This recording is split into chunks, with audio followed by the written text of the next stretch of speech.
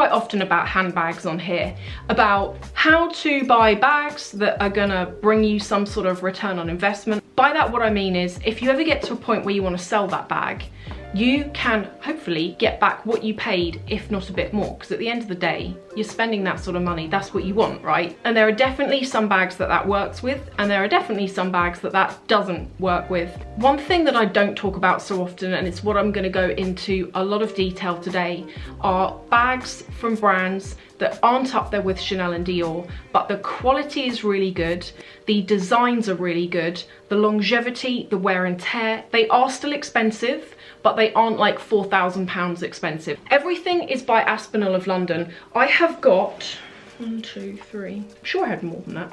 I've got 4 of their bags and a jewellery box. I'm going to show you all of them. One in particular I use for work. I've worn it to death. I'm going to show you what the wear and tear on it looks like. Aspinal of London are a British brand. I don't know how long they've been going for. I remember them when I came out of university because I really wanted to buy their stuff, but I couldn't afford it. And I was going on holiday with my friends, and they had at the time, I'm trying to open this box as we talk, they still do these passport covers, and they had one that was in a Tiffany blue colour. Wanted it so badly, literally said, I think something crazy, like my first month's salary. I used to work at an old people's home as one of my jobs, and I used to like clean and stuff like that. Something crazy like my first couple of weeks salary from that place, I bought this passport cover with. This is the box that my newest bag came in, so it is just as good as going to one of the designer brands. You get a dust bag that fits obviously the size of the bag, so the quality and everything that comes with it is really no different to any of the other big label brands. They tend to have maybe 4 or 5 shapes, and they never change the shape. They have classic colours that you can always get them in, and then they have seasonal colours that they will release these in. This is called Lottie. This is the same size as the Chanel Jumbo. I don't know what the camera's doing on this. I'm looking at it and it looks sort of like greeny taupe. It's actually like more of a grey colour. I'm gonna film this separately so that you can see actually what it looks like. This is the bag that I use for work most of the time. It's not ostentatious. It is very classic looking, it's practical. When I go to a meeting, there is a time and a place for brands and logos, and I don't always want to walk in with like a Chanel over my shoulder, if that makes sense. I want to walk in with something that looks professional and it looks business-like, but it's not like, hey, look at me, look what I've got. This is the first ever bag that I've got that is in this sort of colour. I wouldn't get this from Chanel, because if I did and I wore it with dark coloured clothing and I got dye transfer on it, I would cry. Whereas with this, I would still cry, but not quite as much. That sounds awful. I love this bag, I just want to say that, but I hope that makes sense. This is like a £700 bag versus like something that's like 4,000 from Chanel, so that's why I say it. There is no sign of dye transfer on it at all. And when I wear this, I might wear it with a suit, or I might wear it with dark coloured trousers, and there's nothing on it. On the feet, they are scratched, as you can see, but I think you'd expect that. They're not scratched to the point where you can see the metal underneath. I've actually got another bag. What was it? I think it was the Lady Dior that I got at the end of last year. And the feet on that have scratched, and you can see the metal underneath the colour that they've painted over it. And I remember when I saw it thinking, God, that's really bad. That bag's not even that old. Can you see the rippling effect here? This is one thing that's gradually happened over the last year since I've got it and have been using it. And it's almost, you can just see that it's lifted slightly there. You can't see anything at all on the front. Doesn't impact it at all. But on the inside, you really notice. It's not glued or anything, because when I do that, it's almost like the leather is separate to the other side. It might just be as the bag is being opened and closed all of the time that the leather has potentially stretched there. Right, the next bag I'm going to show you, these are my 2 most practical, and then I'm going to move on to novelty shapes, because Aspinal are quite good for novelty. I think this is called the Letterbox Bag. I'll put everything below. If I'm wrong, I'm really sorry. This is a standard shape that they always do. It's either letterbox or it's saddle. This was a seasonal colour that I got last spring. It is an ivory shade. It looks a bit white, but it's slightly off. It's ivory, and it's got a faux snakeskin handle. Now on here, this is really good. This isn't, obviously this is faux snake, but it feels real. You know, you can get that faux snake that's been laser cut, so on the edges of the, what are they called? On the edges of the skin, little bits of it lift up like it would on the real thing. They haven't done that, but it feels very close to it. On the inside, it is just one open space. Now, you know that leather thing that I showed you on the Lottie bag? This one's done it as well. Can you just see along here? Really, really slight rippling. And like there, where the handle is on the other side, it started to imprint through. Given the amount that I've used this bag, which is a lot, and I've not been terribly kind to it, I mean, I've even got a bit of biro on it on the inside there, I'm not surprised. However, it doesn't bother me because I feel like it actually adds to the bag. And when I first got this, the leather was really tough. It wasn't supple at all, and it softened up. And so the fact that it's got, it almost looks like stretch marks, the fact that it's got those on it isn't a problem for me. The last two that I showed you, they've all got that rubber that goes around the edge of the bag. I have a Mulberry, and I think I showed you it last year, that bag was brand new when I did that video, and the rubber is kind of like all over the leather and it's quite messy.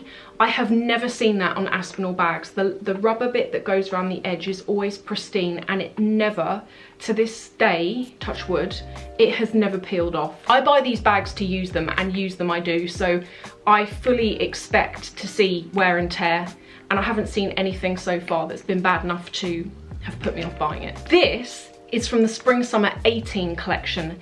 This collection has just come out now, and not everything in the collection is actually out. They're slowly releasing it. And one of the things I'm so glad they changed are the straps. So the straps on their bags previously, I'll show you what they were like. This is a previous strap. I never used them because they felt like kind of pointless. If you're gonna put a strap on a bag, I want it to be wide enough that it doesn't dig into my shoulder and it feels purposeful. These never felt purposeful, so I never used them. And this sort of, I guess, follows the trends that you're seeing from Fendi, from Louis Vuitton. This is called the Hatbox bag. This is in the lavender croc print. You can get it in like black, a taupey colour. You can get it in a few different colours.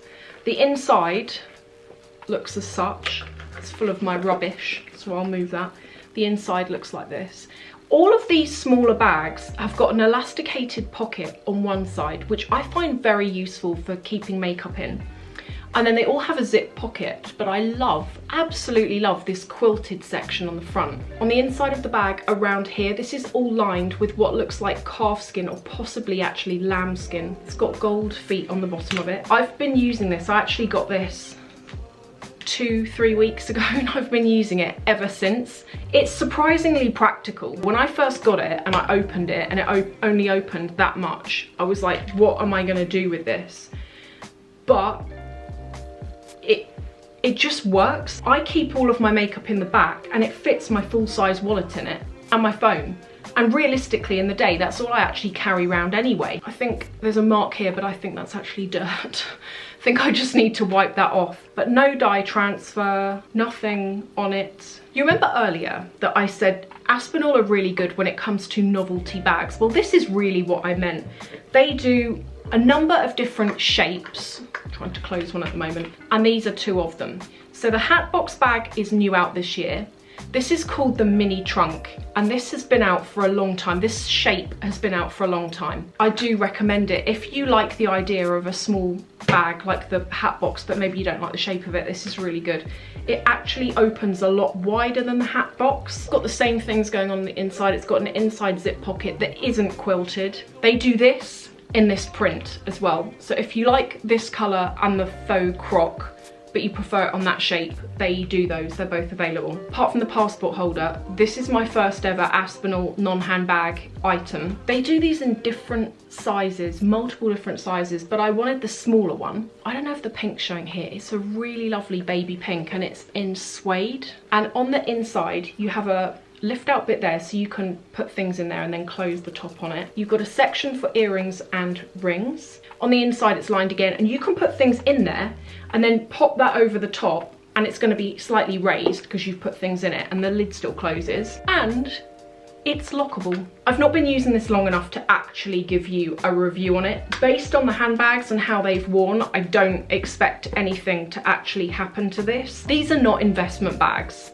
You're not gonna buy one and be able to sell it for like double the money. For the money they are and their price point, the quality is excellent.